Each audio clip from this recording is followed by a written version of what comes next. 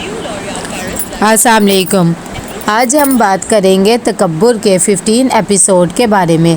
तो वीडियो शुरू करने से पहले हमारे चैनल को सब्सक्राइब कर लीजिए अगर अभी तक आपने नहीं किया, ताकि हमारी हर न्यू वीडियो आप तक पहुंच सके। यहाँ पर आबिज़ फ़ोन करता है मुक़द्दस को और जैसे ही फ़ोन करके कहता है कि तुम कैसी हो, के इतनी देर में उसका फ़ोन फौजिया उठा लेती है। वो हैरान होती है। वो जैसे ही हेलो करती है आबिज़ फ़ोन रख देता है और दिल में सोचता है कि मुक़द्दस का फ़ोन किसके पास है, कहीं मेरी वजह से इसे परेशानी ना हो जाए, मैंने कहीं गलत टाइम पे फ़ोन तो नहीं किया। दोबारा से फ़ोन मिलाती है फौजिया तो फ़ोन नहीं उठाता आबिज़। तभी वो अपने नंबर से फ़ोन मिलाती है तो वो उठा लेता है और साथ ही उससे बात करता है और कह देता है कि हाँ मैं आबिज़ बात कर रहा हूँ, मैंने मुक़द्दस की सिर्फ खैरियत मालूम करनी थी। ये बात सुनकर फौजिया को बहुत ज़्यादा गुस्सा आता है। वो घर में एक गामा खड़ा कर लेती है।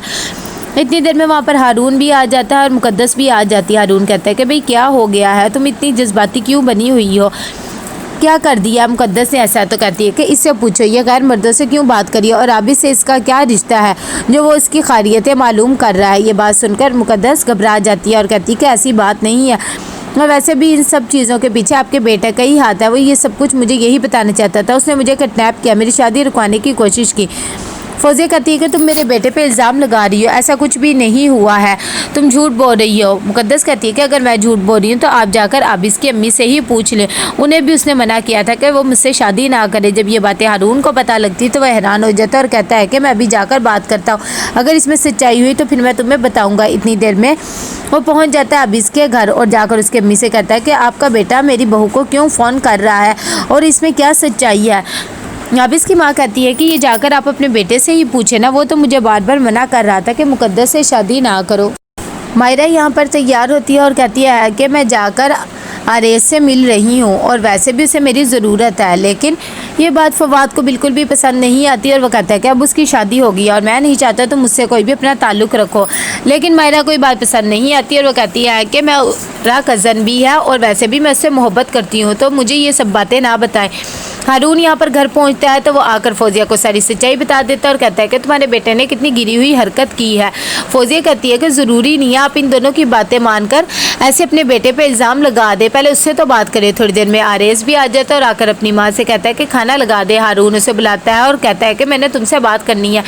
वो उससे सारी सच्चाई पूछने की कोशिश करता है और कहता है कि क्या तुमने मुक़द्दस को किडनैप किया था और तुमने अब इसकी अम्मी को कहा था कि इससे शादी ना करो, ये सब कुछ हरकतें क्या थी। फौजिया कहती है कि ज़रा आराम से बात करें, ऐसी भी क्या बात होगी, ये तो अभी उन्होंने कहा है ना और आप ऐसे कर रहे हैं।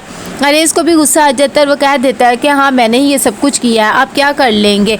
ये सब बातें सुनकर उसका बाप उसे थप्पड़ लगाता है। मुक़द्दस जब ये सब देखती है तो वो हैरान हो जाती है। जब हारून इस पर दोबारा हाथ उठाने लगता है तो आरेज़ उसका हाथ रोक लेता है और कहता है कि मैं हर बार ये हाथ आपका बर्दाश्त नहीं करूँगा, और वैसे भी आप कौन होते हैं मुझे मारने वाले या मुक़द्दस को छोड़ने वाले, ये कहने वाले, मैं इसे कभी भी नहीं छोड़ूंगा। दोनों बाप बेटे में बहुत ज़्यादा बहस हो जाती है कि हारून को एकदम दिल का दौरा पड़ जाता है। फ़ौरन उसे हॉस्पिटल आरेज़ लेकर आता है। यहाँ पर आगा जी भी पहुँच जाते हैं। वो अपने बेटे को इस हालत में देखकर परेशान हो जाते हैं और कहते हैं कि क्या बात हो गई जो ये सब कुछ हो गया। दूसरी तरफ ऐमन भी अपनी अम्मी के पास आती है तो वो भी बहुत ज़्यादा परेशान होती है और कहती है कि सब कुछ मुक़द्दस की वजह से हुआ है, इसने बाप और बेटे को एक दूसरे के आमने सामने लाकर खड़ा कर दिया है, इसकी खुद की करतूतें ही ऐसी है, मैं इसे कभी भी माफ़ नहीं करूँगी। यहाँ पर आगा जी भी बहुत ज़्यादा परेशान होते हैं और माज भी।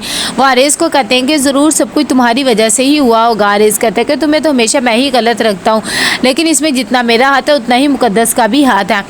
दूसरी तरफ यहाँ पर फवाद बहुत ज़्यादा परेशान होता है। वो हॉस्पिटल जाने के लिए तैयार होता है और कहता है कि मैं सोच रहा हूँ कि भाई साहब के लिए कुछ पैरों का भी इंतज़ाम कर लूँ, लेकिन उसकी बीवी नौरीन कहती है कि मेरे पास कोई पैसा नहीं है।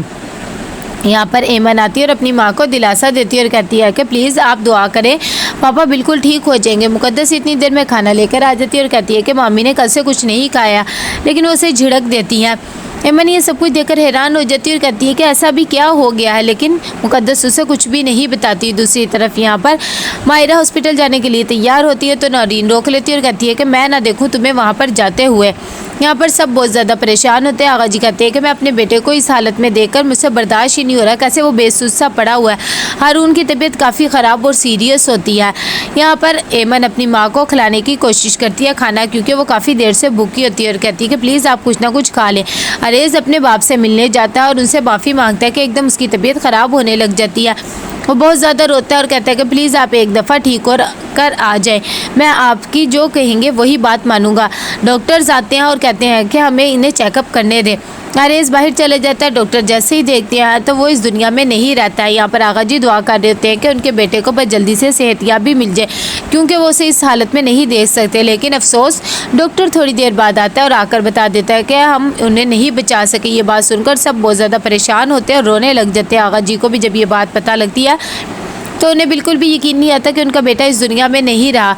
मुकद्दस फ़ोन करती है अपने भाई को और कहती है कि मामू की तबीयत अब कैसी है। वैसे भी मम्मी का रो रो के बुरा हाल हो रहा है, वो हॉस्पिटल ही आ रही हैं। माज कहता है कि उन्हें को आने की कोई ज़रूरत नहीं है और वो उसे सच्चाई बता देता है कि मामू अब इस दुनिया में नहीं रहे हैं। कि इतनी देर में वहाँ पर नौरीन और मायरा भी पहुंच जाते हैं। जैसे फौजिया ने देखती है तो हैरान हो जाती है और साथ ही जनाजा भी घर में आ जाते हैं। ये सब देखकर वो बहुत ज़्यादा रोने लग जाती है और कहती है कि हारून मुझे छोड़कर नहीं जा सकते हैं। सबका रो रो के बुरा हाल हो जाता है और उन्हें यकीन ही नहीं आता। आरेज भी बहुत ज़्यादा टूट जाता है कि मायरा इतनी देर में उसके पास जाती है और कहती है कि मुझे बहुत ज़्यादा दुख है, लेकिन मैं तुम्हें इस दुख में अकेला नहीं छोड़ना चाहती। आरेज कहता है कि ये दुख तो अब सारी ज़िंदगी का ही बन के रह गया। तो कैसा लगा आपको एपिसोड? लाइक शेयर करके लाजिम बताइएगा। अल्लाह हाफिज़।